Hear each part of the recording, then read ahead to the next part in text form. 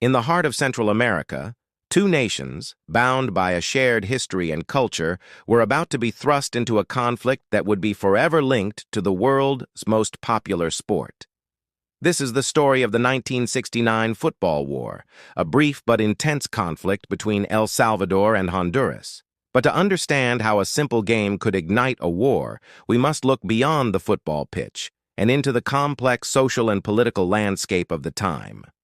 Our story begins not in a stadium, but in the fertile lands and bustling towns that stretch across the border between these two neighboring countries. For decades, El Salvador, the smallest and most densely populated nation in Central America, had seen hundreds of thousands of its citizens migrate to the larger, less populated Honduras in search of land and opportunity. These Salvadoran migrants worked hard, cultivating the land and becoming an integral part of the Honduran economy. For a time, this arrangement seemed to benefit both nations. However, by the late 1960s, tensions were simmering beneath the surface. Honduras was facing its own economic pressures and social unrest. In an attempt to address these issues, the Honduran government enacted a land reform law. While intended to help landless Honduran peasants, the law had a devastating effect on the thousands of Salvadoran settlers who had made Honduras their home for generations. They were now viewed as squatters, and a wave of displacement began, forcing families to abandon their farms, their homes, and the lives they had built. As these families returned to an already overcrowded El Salvador, carrying stories of hardship, a sense of national indignation grew. The media in both countries fanned the flames, transforming a complex socio-economic issue into a bitter rivalry. The stage was set, and the fuse was about to be lit. The venue? A series of 3 World Cup qualifying matches between the national football teams of El Salvador and Honduras. What should have been a celebration of sport soon became a proxy for a much larger conflict. The first match took place on June 8, 1969, in the Honduran capital of Tegucigalpa. The atmosphere was incredibly tense. The Salvadoran team, having been kept awake the night before by a hostile crowd outside their hotel, lost the game 1-0 in the final minute. The visiting Salvadoran fans were harassed, and the national flag was desecrated. Back in El Salvador, the news was met with outrage. A young Salvadoran woman, unable to bear the national shame, reportedly took her own life. Her funeral was televised and attended by the president, transforming her into a national martyr and further intensifying the animosity. A week later, on June 15th, it was Honduras's turn to play in San Salvador for the second leg. The roles were now reversed. The Honduran team experienced the same intimidating tactics, with a hostile crowd ensuring they had a sleepless night. On the pitch, El Salvador dominated, winning the match 3-0. The aftermath was even more violent than the first game. Honduran fans were attacked, their cars were burned, and 2 were even reported killed. Fearing for their lives, the Honduran team and their supporters were escorted to the border under heavy military guard. The border between the two countries was officially closed by Honduras. With 1 win each, a playoff match was required to decide who would advance to the next round of World Cup qualifiers. The match was scheduled for June 26th in a neutral venue, Mexico City. The entire region held its breath. This was no longer just about football. It was a matter of national honor and pride, played out under the watchful eye of the world. In the stands of the iconic Azteca Stadium, 5,000 police officers stood by, a stark reminder of the tensions that had brought them there. The game itself was a dramatic, nail-biting affair. El Salvador took an early lead, but Honduras fought back, equalizing to make it 2-2 by the end of normal time, sending the match into extra time. The fate of 2 nations seemed to hang on every kick of the ball. Then, in the 101st minute, Salvadoran striker Pipo Rodriguez scored what would become the winning goal. El Salvador had won 3-2. While their fans celebrated a hard-fought victory, the political fallout was just beginning. Back home, The diplomatic ties between the two nations had completely disintegrated.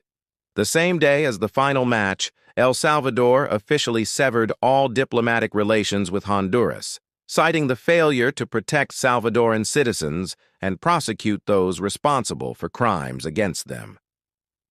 The rhetoric escalated. Armies massed on both sides of the now closed border. The football matches had acted as the final catalyst, pushing years of social, economic, and political grievances over the edge. On July 14, 1969, less than 3 weeks after the final whistle blew in Mexico City, the Salvadoran Air Force launched an attack on targets inside Honduras. The Salvadoran army advanced across the border. The football war, or as it's more accurately known, the 100-hour war, had begun.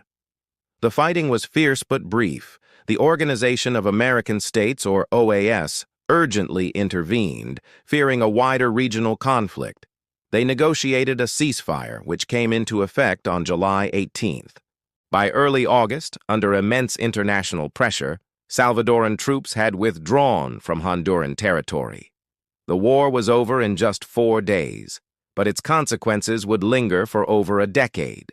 The conflict resulted in several thousand casualties, mostly civilians, and displaced tens of thousands more. An estimated 130,000 Salvadorans were expelled or fled from Honduras, returning to a country ill-equipped to handle the sudden influx, which further destabilized El Salvador's economy and society.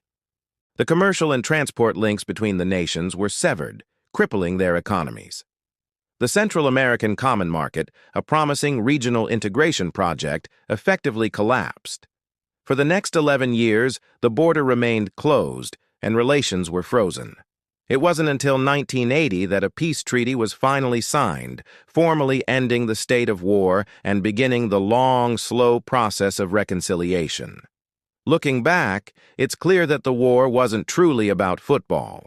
The beautiful game was merely the spark that ignited a powder keg of pre-existing issues, land disputes, migration challenges, and fervent nationalism fueled by political rhetoric. The 3 football matches became a stage upon which these deep-seated national tensions were played out for the world to see. A ball rolling across a pitch became symbolic of a diplomatic breakdown. A cheer in a stadium echoed a cry for national pride. The story of the 1969 football war serves as a powerful historical lesson. It's a reminder of how quickly sporting rivalry can be manipulated and distorted, escalating into something far more serious when mixed with political and social turmoil. It highlights the human cost of unresolved disputes and the destructive power of nationalism when it veers into hostility. Yet, it is also a story that ultimately ends in peace. The signing of the treaty in 1980 marked a turning point, a recognition that the future of both nations lay not in conflict, but in cooperation. Today, El Salvador and Honduras have rebuilt their relationship. The border is open, trade has resumed, and citizens travel freely between the two countries.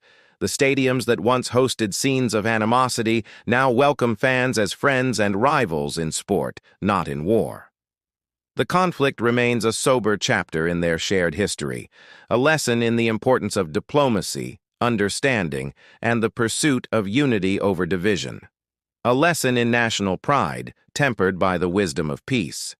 Thank you for joining us on this historical journey. If you found this documentary insightful, please give it a like and consider subscribing to our channel for more stories from the past that shape our present. We'll see you next time.